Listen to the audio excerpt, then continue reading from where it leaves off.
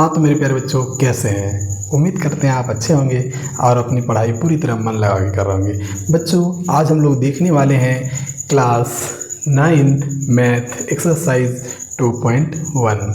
बच्चों, सवाल आप देख रहे हैं 1 नंबर का, निम्नलिखित व्यंजकों में कौन कौन एक चर में बहुपद है और कौन कौन नहीं है, कारण के साथ अपने उत्तर को दीजिए। बच्चों, अब सवाल देख रहे हैं, यहाँ पे पूछा गया है कि इसमें कौन बहुपद है, तो एक चर में है वो बताना है आपको, और कौन नहीं है वो बताना है आपको। यदि ये 2 चर 3 चर में है तो वो भी आपको बताना है। बच्चों, इससे पहले हम छोटी सी बात को समझते हैं, कौन बहुपद है या नहीं है।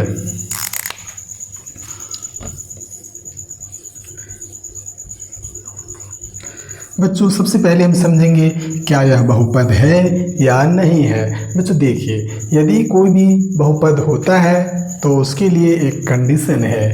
क्या होना चाहिए? चर का घात पूर्ण संख्या होना चाहिए।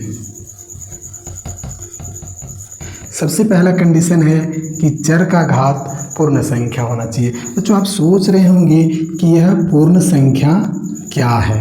बच्चों देखिए, पूर्ण संख्या आप जानते हैं, प्राकृतिक संख्या क्या है। बच्चों, प्राकृतिक संख्या 1 2 3 4 मतलब गिनती की संख्या को हम लोग प्राकृत संख्या कहते हैं। यदि इसको आप यहाँ पर 0 लगा देंगे तो यह हो जाएगा पूर्ण संख्या। आप कह सकते हैं प्राकृत संख्याओं के साथ 0 को यदि जोड़ दिया जाए तो वह हो जाता है पूर्ण संख्या, यानी प्राकृत संख्याओं और 0 के सामुच्य को पूर्ण संख्या कहते हैं। बच्चों, यदि आप पूर्ण संख्या समझ गए हैं तो हम लोग चर की ओर चलेंगे। बच्चों देखिए, ये है हमारा चर और इसका घात देखना है। बच्चों यहाँ पे देखिए, ये घात होता है, ठीक है। यदि इस जगह पे आपका कुछ भी हो, 0 से लेकर के जितना आप गिन सकते हैं उतना तक की संख्या कुछ भी हो तो वो कहलाएगा बहुपद। यदि इसका घात पूर्ण संख्या ना हो तो ये बहुपद नहीं कहलाएगा। ये बात आप याद रखेंगे। तो बच्चों, हम जान गए कि बहुपद कौन हो जाएगा और कौन नहीं होगा। ये कंडीशन को हमने जाना है। बच्चों, अब 1 चर 2 चर और 3 चर को समझेंगे। बच्चों, हम यहाँ पे देख रहे हैं x दिखाई दे रहा है, ठीक है। बच्चों, यदि यहाँ पर x दिखाई दे रहा है तो हम कहेंगे यह एक चर में है, ठीक है। यदि ये हमारा इस प्रकार से होता x और y तो हम कहते यह 2 चर में है, ठीक है। और यह x y और z भी होता तो हम ये कहते यह 3 चर में है। तो यह 3 चर में बहुपद हो गया। बच्चों, अब कौन बहुपद नहीं होता है इसको भी थोड़ा समझ लेते हैं। बच्चों, इसमें हम लोग थोड़ा सा समझने की कोशिश करते हैं।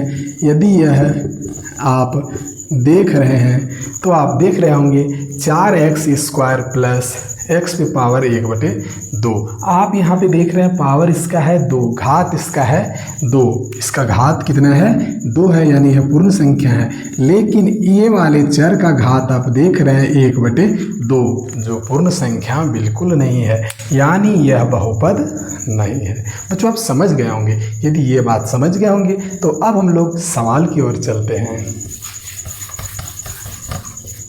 तो सवाल है यहाँ पर 4x² माइनस 3x प्लस 7 कहा जा रहा है कि यह बहुपद है या नहीं है और यह कितने चर में है। बच्चों, देख रहे हैं यहाँ पर x है, यहाँ भी x है, यानी यह बहुपद है तो एक चर में, और इसका घात भी पूर्ण संख्या है, यानी यह बहुपद है और एक चर में है। तो यहाँ पे लिखेंगे यह एक चर में बहुपद है, ठीक है बच्चों, यानी यह बहुपद एक चर में है। अगला वाला समझिए। बच्चों, देख रहे हैं यहाँ पर y है और इसका घात 2 है, यह भी एक पूर्ण संख्या है। यह भी हम कहेंगे इसमें कि यह एक चर में बहुपद है, ठीक है। अब देखिए तीसरा नंबर का सवाल, आप यहाँ पे देख रहे हैं t है, यहाँ भी t है, यानी ये चर है और इसका घात अंडर रूट है, इसके मतलब इस पर घात 1/2 है, जो कि एक पूर्ण संख्या नहीं है, इसलिए हम यहाँ लिखेंगे यह बहुपद नहीं है, क्योंकि इसका घात पूर्ण संख्या नहीं है। अब आप बिल्कुल समझ गए होंगे।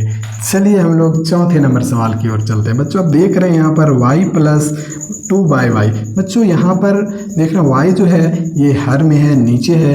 यदि इसको आप बदलेंगे तो यहाँ पे लिखा जाएगा y प्लस 2y पर पावर -1, जो नीचे है। यदि इसको हम लोग ऊपर ले जाएंगे तो इसका घात -1 हो जाएगा। ठीक है, जो एक पूर्ण संख्या नहीं है, तो हम कह सकते हैं यह बहुपद है क्या? नहीं है, यह बहुपद नहीं है, क्योंकि इसका घात पूर्ण संख्या नहीं है। चलिए बच्चों अगला सवाल देखते हैं। x पे पावर 10 और y पर पावर 3 और t पर पावर 50, यानी इसका घात 10, 3, 50 अलग अलग चीज़ें हैं और यह एक पूर्ण संख्या है, यानी यह बहुपद है, लेकिन यह 3 चर में है। x, y, t ये 3 चीज़ है, यह 3 चर में है। हम यहाँ लिखेंगे यह 3 चर में बहुपद है। बच्चों उम्मीद करते हैं आप इसे समझ गए होंगे, और ये वीडियो यदि आपके लिए उपयोगी लगता हो तो इस चैनल को आप सब्सक्राइब ज़रूर कर लें।